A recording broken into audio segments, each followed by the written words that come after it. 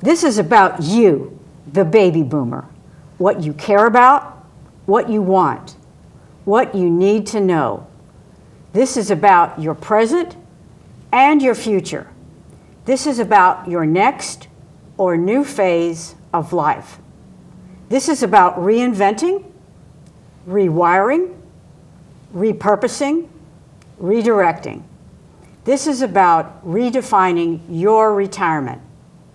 Today's program is about your money. Our expert guests are Susan Mosley, President of Mosley Investment Management, and Jennifer Schembri, Principal at Blaylock Walters Attorneys at Law. And I'm so excited to have you both here today. I think the world of both of you, and I sincerely appreciate your taking the time out of your busy schedule. Now, I know you very well, but perhaps some of our viewers don't. And I'm going to start with Susan. Susan, tell us in a few words about your life and work on the Suncoast. Well, I began my career in 1979 as a stock analyst, and it really has been my passion. The stock markets, the different markets have been my passion for my entire career. And then my goal had been to open my own firm. So 26 years ago, I opened Mosley Investment Management as an independent registered investment advisory firm, fee only and unusually at that time, but meant to provide advice only to clients. So we have been acting in a fiduciary capacity, advising clients, their families on retirement planning, cash flow planning, getting ready for retirement, investment management since 1990. So it's been a while. And in that time I raised 3 children, and I'm married to Tom, an attorney in Bradenton, and we've lived here and enjoyed our lives. And that is so perfect for what we're going to be talking about today. And coupled with that, we have Jennifer Schembri, who also has a wealth of knowledge and background. And Jennifer, tell us about your life and work on the Suncoast. Great. Well, I'm sort of odd here. I'm a native Floridian, so I'm from Florida, which is kind of cool. And I've been practicing law in Bradenton and Sarasota since 2000, so for, 16 years now. I live out in East Manatee County. My family has a large horse farm, so we raise horses, and so that's my passion in addition to practicing law. It's sort of my second job. As far as an attorney, I focus in estate and business planning. My background is I'm an accountant, so I have a large tax background. So I provide people tax advice as well as practical, business succession planning and moving on and, what do they want to do with their businesses. All right, so that's a good, solid background from both of you for some of the topics we're going to be addressing today, but we're going to be focusing primarily on individuals as well as some of the options that they might have as they are either at the crossroads or preparing for the crossroads. So what do you see, and I'll start with Susan, as some of the common financial concerns that people bring to you when they come into your office? Well, most people are coming into my office in their 50s at this point when they're seeing retirement down the road. They want to know that they're on track. And their primary concern is, do I have enough money to retire? And what is that number? How much do I need to retire? And then people that have been very successful, it's how to incorporate their families into their retirement planning and their estate planning. But managing their investment portfolios to become the spigot, if you would call it that, of producing regular cash flow for them rather than their businesses or their current employment, that's the primary concern that I see. So you do see people coming to you largely when they're preparing for the crossroads. Absolutely. And if they're not, if they haven't, then they really should be considering that, because really in your 50s, if you don't start planning and looking toward retirement in your early 50s, getting things set, knowing exactly some of the things that you are bringing to the table in this show, redirecting, rethinking your retirement, figuring out what you want out of retirement. It might be too late by the time you get there. Right. You have to prepare. So Jennifer, you have a somewhat, if not totally different perspective on Yeah. this, right? So what are some of the common financial concerns people have when they come to you? So there's, there's really probably two or three. The first one is people are concerned about how they're going to take care of themselves. So they're concerned about, if they're going to need long-term care one day, how are they going to manage that? Who's going to be the person who's going to make those decisions for them going forward, if and when they need somebody to care for them? So that's really their first concern. The second concern is their family.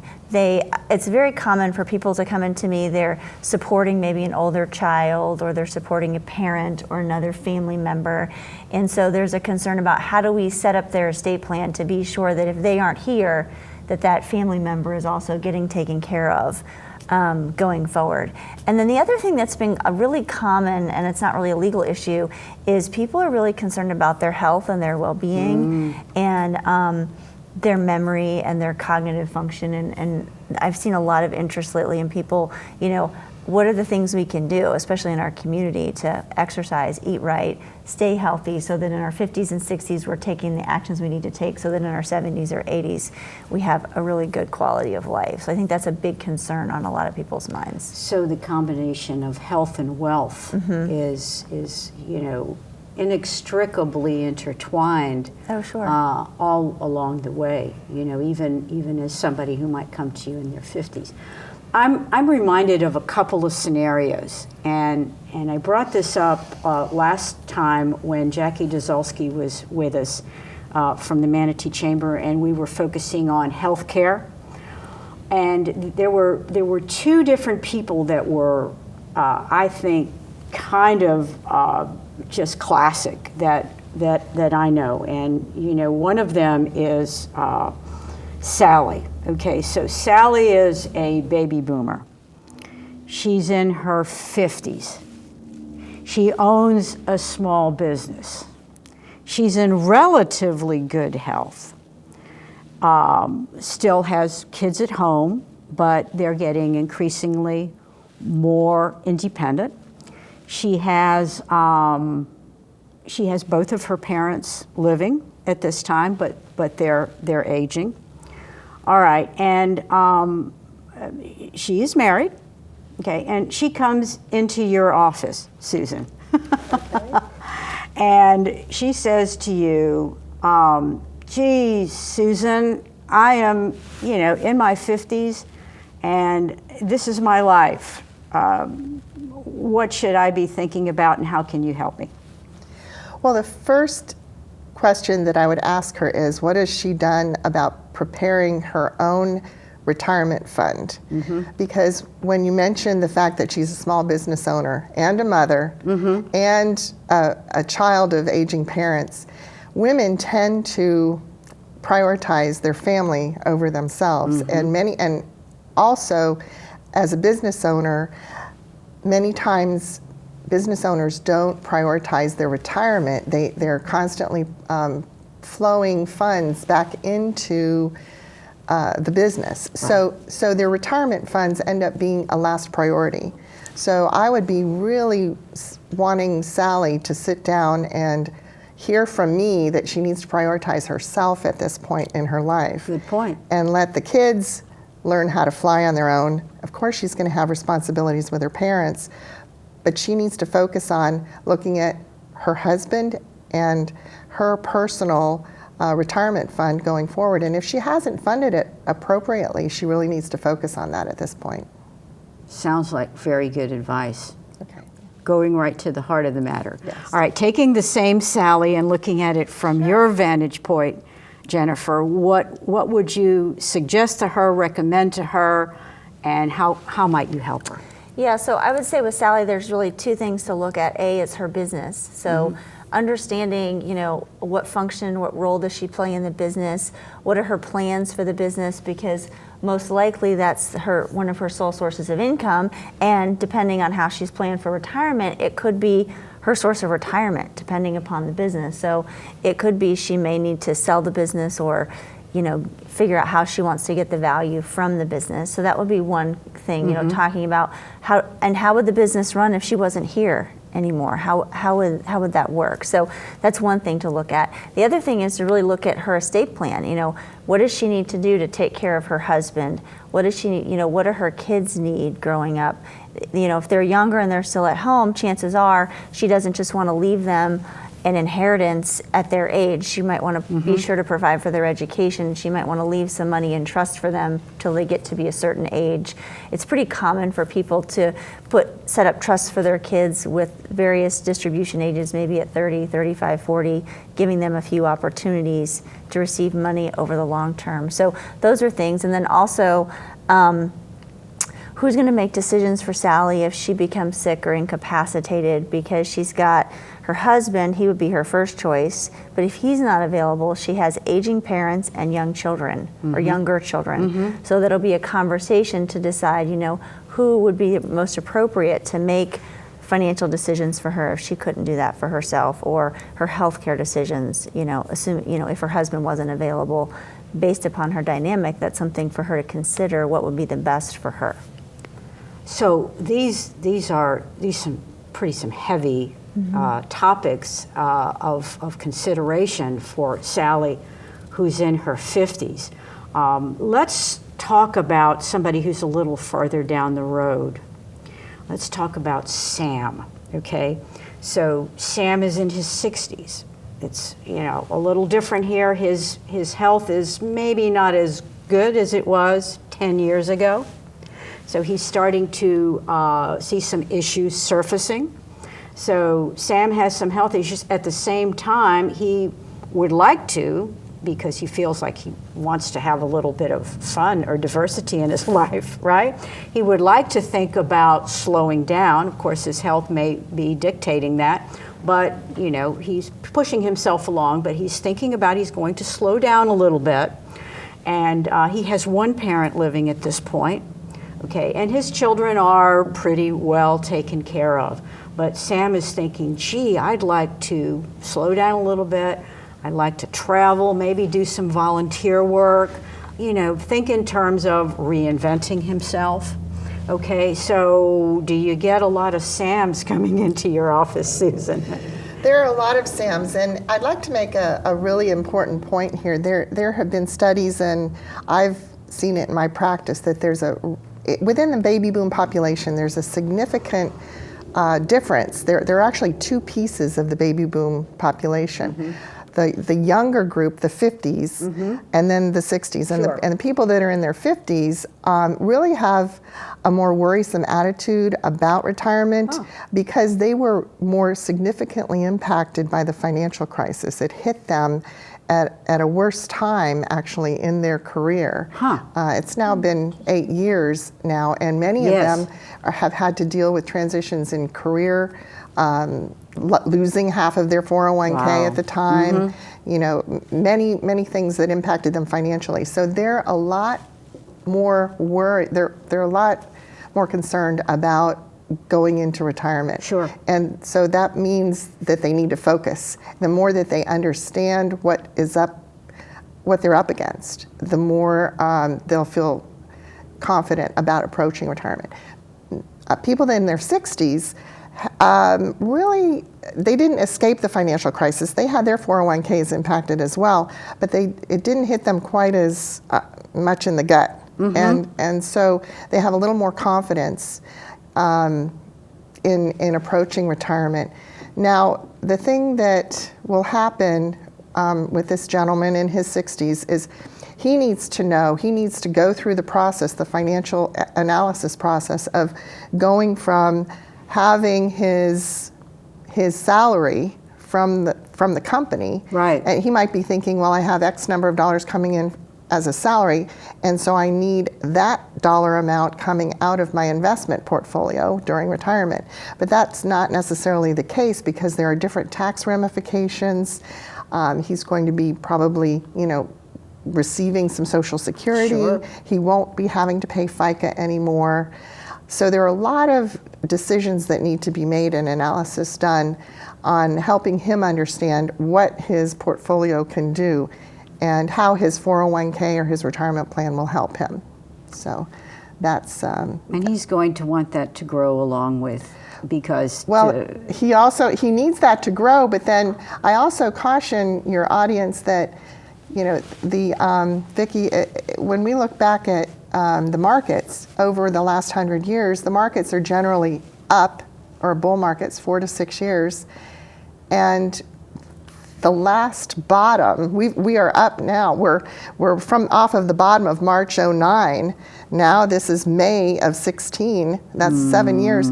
We're very much into the next cycle, and so anyone looking at retirement at this moment needs to be cautious. Thinking in terms of preservation, perhaps. Preservation. Yeah. They've built it up. They don't want to lose it. Like most people lost half of their 401k became the 201k in There you go. 2008. So very, very, very. we have to be careful. So he's at a precipitous point in his Timing is life and career. absolutely. Studies that have been done at MIT show that actually the timing of your retirement, transitioning into retirement during a market cycle, is at the top of the list of what will create success in not outliving your money. Wow. Wow. So very good points. All right, so we're taking the same Sam and we're looking at it from Jennifer's perspective. What do you see? Well, I see a couple things. You mentioned that Sam has a parent Right. that is not as healthy. So that's one thing for Sam to think about. Does he need to do something to set up some care, or to be sure there's a backstop for his mom or dad? Because that can deplete whatever he has on reserve. Correct, because what is mom or dad's finances? What is Sam going to need to do to be sure that mom or dad's taken care of? So I get a lot of calls from people who are concerned, probably a few a month, about my parents, and here's what they have, and when they run out of money, how am I going to take care of them? So there's some things to think about there. The other thing, just while we're on the topic of Sam's parent, is, has Sam's mom or dad done planning? Have they given Sam their power of attorney? Does Sam have their health care designation? Is he going to be able to adequately take care of mom or dad, whoever, that he's taking care of or will need to be taken care of? So that's the first thing. The second thing is looking at Sam himself. That's another concern he may have, and it goes right along with what Susan was saying. His assets and his retirement and his resources. He's starting to have some health issues. So, what's his plan in case he needs long-term care? Does he need long-term care insurance? Is it something that his financial team has, figured out he'll be able to self-fund? And so those are some things that somebody in Sam's position is probably usually going to start to think about. Then we would have a conversation about, how are you going to do that? Then along the same lines as Sally, we would have a conversation. Okay, Sam, when you need someone to care for you, who do you want to make your decisions, right? And most likely, in his case, it will be one of his children, or maybe two of his children together. So those are some things we talk about before you even get to Sam's estate plan. Right. Right.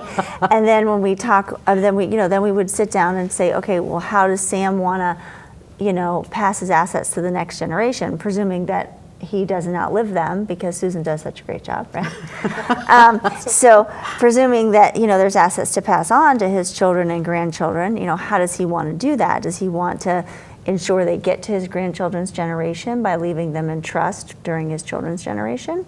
Or does he want to set up an educational fund for his grandchildren? A lot of times people are interested in being sure that their grandchildren, their education is adequately funded. So that might be a concern for him. So all of those things, just looking at how he wants to provide for his family and his parents, his mom or dad, those are all the types of things we talk about. Sure. So there are a couple of scenarios for Sam. One of them is that he doesn't outlive his resources, and the other one is that he comes to Susan, and then he goes to Jennifer, and he says, "I think I'm going to have to work forever." Mm-hmm.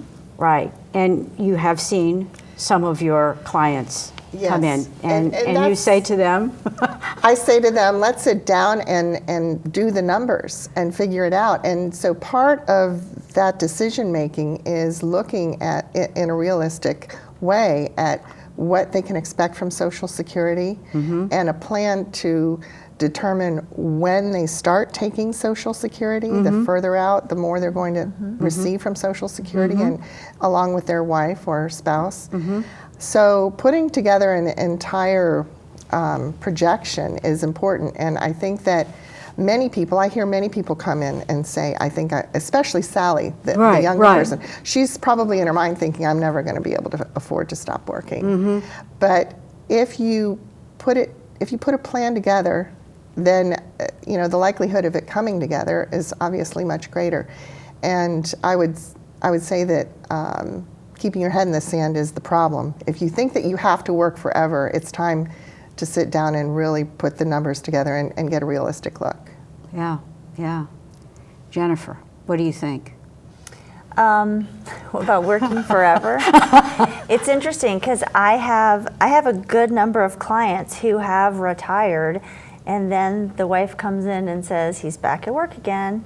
But it's not necessarily a financial thing that has them be back to work. Yeah. It's being bored, or it's missing being engaged in a business venture or consulting. I have a lot of clients that go back to work as consultants. Sure. Or they might invest in a real estate venture, or they might start a small business. They retire here from New York or Indiana or Illinois from a nice job. They have resources, but they're bored. Yeah. Yeah, I see that happening a lot. A majority of the time in my practice, Sure. when people go back to work, it's because they're bored. Sure, when people come to you, and that's in large part what we're going to be talking about in further segments of this particular series, is you have come to the crossroads, you've taken the plunge, and what's Now your what? next step? Where do you go and what do you do? It's another one of life's many transitions. So to try to recap what we've talked about today, and it's been absolutely wonderful and very enriching, and I'm sure our audience is going to agree, are there a handful of tips that each of you could give to people as they're creating a plan? I guess the first one is to create a plan, right? Yes. But are there any ABCs, 5 tips, 10 tips, 2 tips that you would like to convey in summary of your remarks today? Susan. Well, I'd like to suggest first to consider where you think you might be living once you're in retirement. Are you happy in the home that you're in right now? Is there a mortgage? Does it make sense to pay off the mortgage? Are you comfortable having a mortgage? That's one of the big retirement questions that comes into play. And if you're not thinking about staying in that spot, then where else might you be living, and how would that affect potentially your expenses and what you need for retirement? The main tip that I would like to give is get your head out of the sand. I would say the most successful clients that I have are, it's interesting, engineers are incredible clients because they're very good planners, they're very good with numbers, and they want to know the expectations. So they have it, they usually come to me with a lot of information and well thought out. They just want somebody to confirm what they've figured out. Yes. So, and they have a very enriched life, I see, in general. So I would recommend that your viewers take that approach. Take the head out of the sand and see what's ahead of you. Sounds like wonderful advice. Jennifer, and to you. I would say, sort of similar to what Susan said, pull out your estate plan, because chances are you did it maybe 20 years ago when you first had kids, or when you moved here, or you might have done it before you moved here. And you might not have any idea what it says. So pull that out, take a look at it, read it, be sure that it does what you want to do and it names the correct people in the correct spots. You know, you have the right decision makers. And the other thing I'll say is, you know, if you did move here from another state and you came to Florida, look and see about getting your documents updated to Florida. It doesn't mean you have to completely redo your entire estate plan. It might just be a few tweaks to be sure that you comply with Florida law. But it's really important that a lot of families end up fighting because the wishes aren't clear. So it's really in everyone's best interest for people to get an estate plan that matches up with what they want to have happen. So what I'm hearing both of you say is it's a continuous process. And it isn't something that you did 5 years ago, a year ago, or even yesterday. It's something that you have to keep thinking about as you get your head out of the sand, you review your documents, maybe on your birthday every year, right? I just had a birthday. I'm going to be doing that. It's part of why I had you all to come and give me advice as well. But seriously, there are a lot of viewers out here I know appreciate the wisdom that you shared today, and I want to thank you both very, very much. And basically, it's time to wind down. In the words of Helen Keller, life is either a daring adventure or nothing. Join pioneering baby boomers like you who are reinventing retirement and redefining success. Become part of the conversation. Broaden all of our perspectives as we rewire together, build community, and have some fun on our fantastic voyage. Contact me, Vicki, at successafter60.com with your insights. Until we meet again, here's to your wealth.